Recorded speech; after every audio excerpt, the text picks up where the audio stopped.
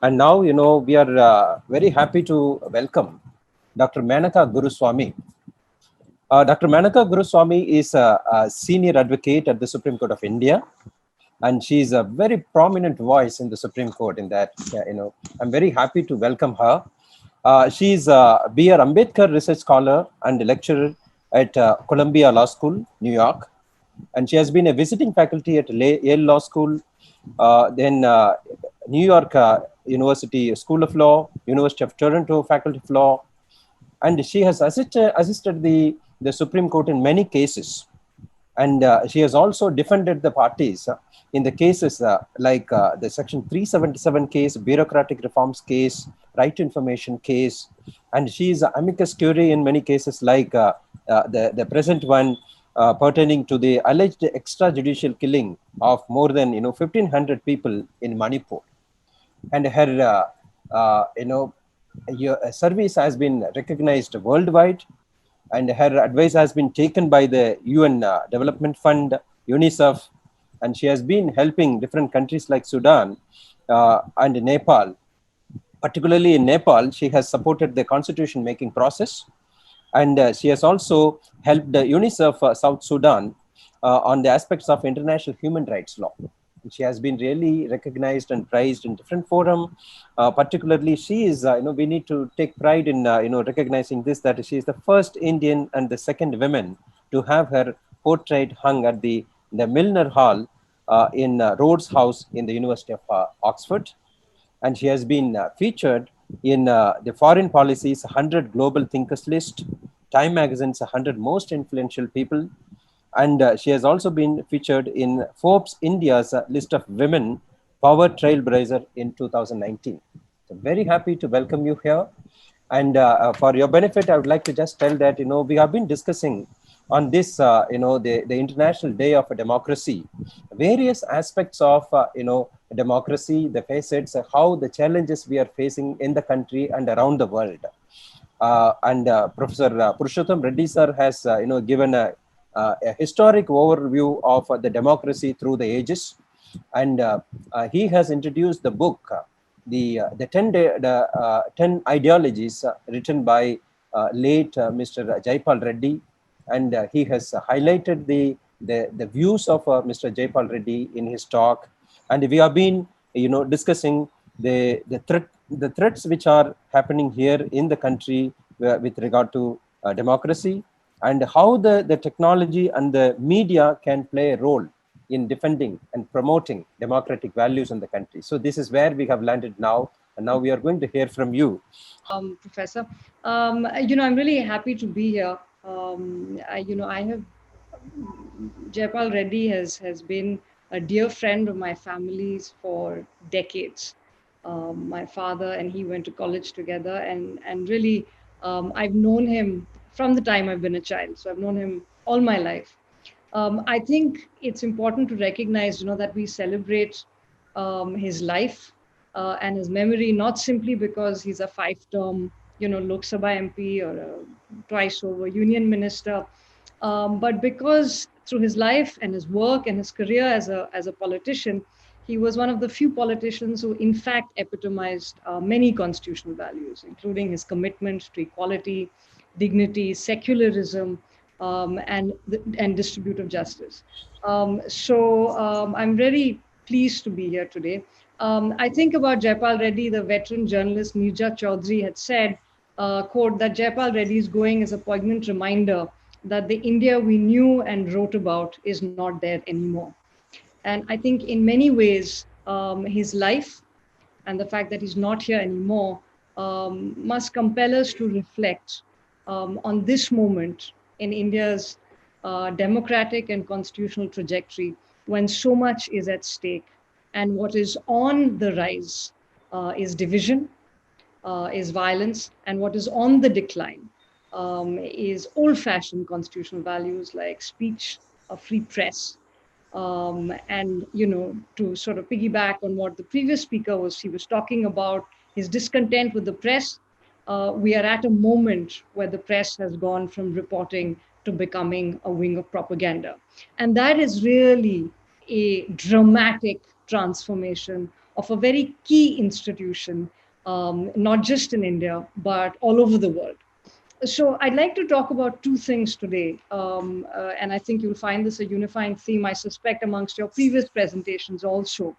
I'd like to talk about India's constitutional democracy, a few values, and I'd like to connect that to the decline of those values, including the role that institutions like the press play in that.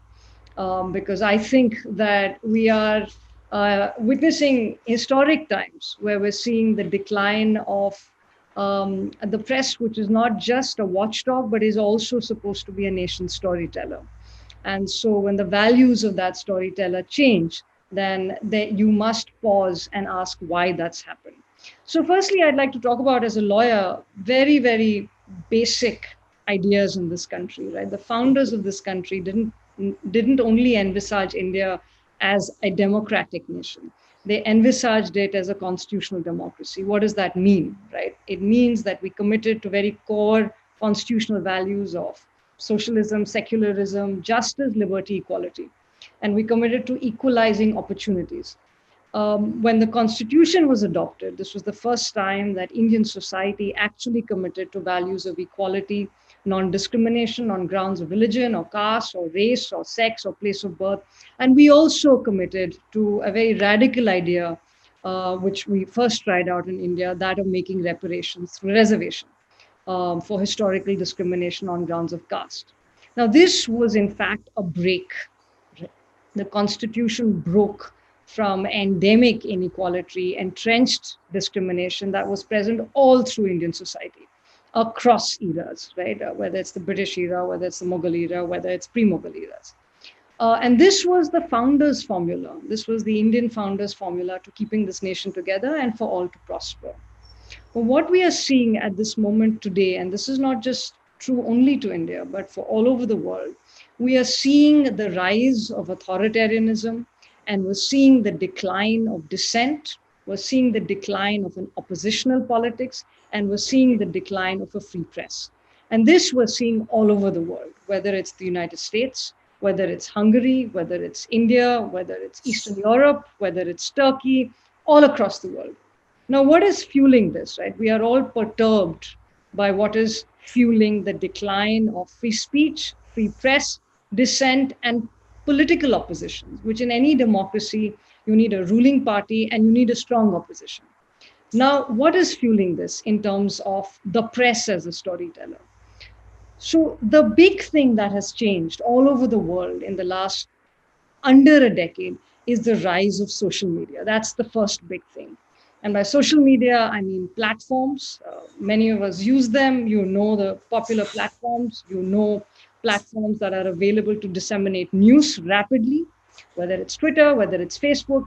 And what is dramatically different between this kind of media and traditional media is that these are unmediated storytellers. There is no fact checker. There is no editor. There is no mediated source of asking for both sides of a story. This is my opinion against your opinion. You don't even need to step outside your home today to have an ill-informed opinion that you can post online and use that to make it go viral. This is the first thing that has changed globally, and that has also changed in India. So where you had a more conventional press, whether it's television press or whether it's print media, that were the big sources of news that were mediated by institutional checks internally, you don't have that today. Today you have a television news and you have social media, both of whom social media, it becomes an unmediated reporting source, and television today has gone from reporting to becoming wings of propaganda. And these are your two biggest sources of news in what is predominantly a young country. And by that, I mean demographically, most Indians are below the age of 35, and most young people do not get their news from newspapers or from conventional, even news channels. They get their news from social media. And they get their news from internet news. They get their news from YouTube, Facebook, WhatsApp, TikTok, and that is their source of information and understanding. And while this is happening globally, what this has spawned is it has spawned a kind of vicious tribalism. And by tribalism, I mean that you are intertwining politics, resulting in division, and you're aligning it around core identities, right? Like race, like religion, like caste. So in India, you'll see this playing out with religion and caste and the use of both of those to stir division, especially religion. And in America, you'll see this playing out in the context of race. So if it's white majoritarianism in America, which is fueling division, it is a certain kind of majoritarian, muscular Hindutva nationalism, which is fueling division in India. And both those movements are propelled by the very interesting use of social media. Technology enables social media to do away with having to put together a organized demonstration on the street. You can just inspire a rapid mob to come together momentarily through posts and ideas going viral, right? Now, all of this writing, thinking, targeting that algorithms of social media companies do is unmediated by fact checking or editors of any kind. And this has become the primary mode of news, especially not just for young people, but in times of a pandemic when we're all cloistered in our homes, in our offices, where we're not interacting with people outside. This becomes our primary source of news, information, forming opinions, and agitation.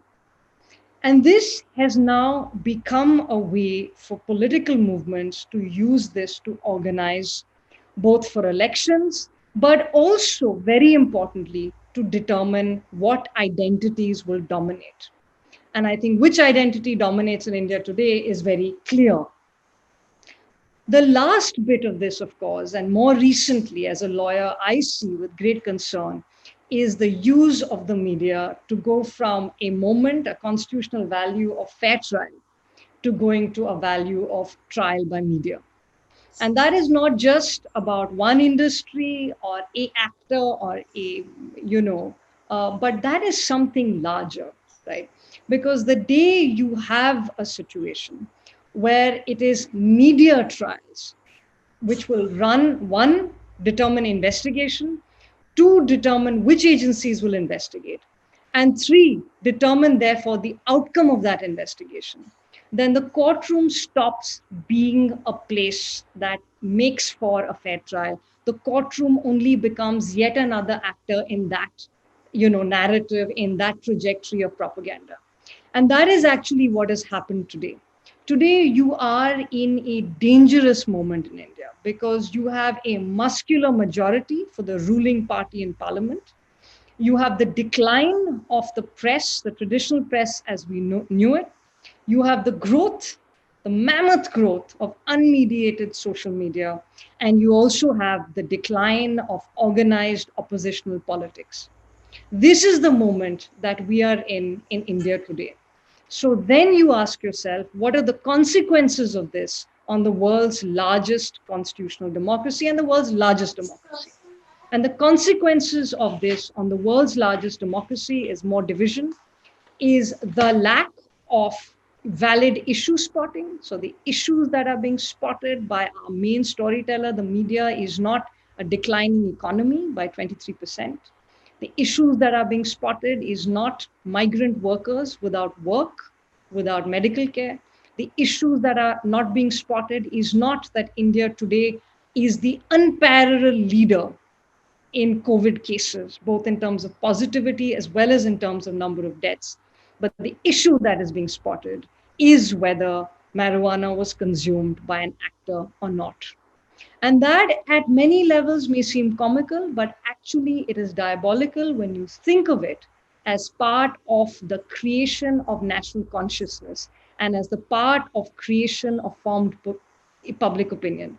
So if the public's gaze in any democracy is not taken to the real issues that trouble that society, but become tangential and unimportant issues, then the media becomes a tool in covering for something else. So what is this media becoming a tool to cover for? And what are the consequences of that? The consequences of that, I suspect, if Jaipal Reddy was around, he would say the consequences of it are ill thought out economic policies. The consequences of it is a lack of spotlight on the mismanagement of a global pandemic as it impacts our country. And the consequences of it are heightened division along fault lines of religion and caste, and a vicious degradation of any kind of thoughts of dissent and political dissent, which are both very important in our country today. So, really, the consequences force us to ask the question that if you have this kind of decline and this kind of transformation of the press as objective storytellers to the press as wings of propaganda, then will this country survive as a constitutional democracy whose cardinal values were meant to be equality, non discrimination, and secularism? And I'll stop there. Dr. Menaka, thank you very much for this, very wonderful and deep, insightful thoughts. You have very much, very rightly highlighted the dangers of the social media, and the social media taking up the role of the trial, the forum. That's really killing us, and that is really, once the public opinion is created, that compels the judiciary also to over with such a public opinion. We have been seeing this in several cases. All popular cases we have been seeing. I don't want to name the cases. So this is a very important concern that we have, and also the basic pillars of the Indian democracy are crumbling down. I think that we all have a joint duty and the responsibility to think about this seriously, and we need to combine together our efforts to change the scenario so that we promote good functional democracy, the constitutional and the parliamentary democracy that we have already vetted with, and and that works for the welfare of everyone. I think that will happen. Thank you very much for your very important Thank you views. for having me. Yes, thanks for your nice time. Yes.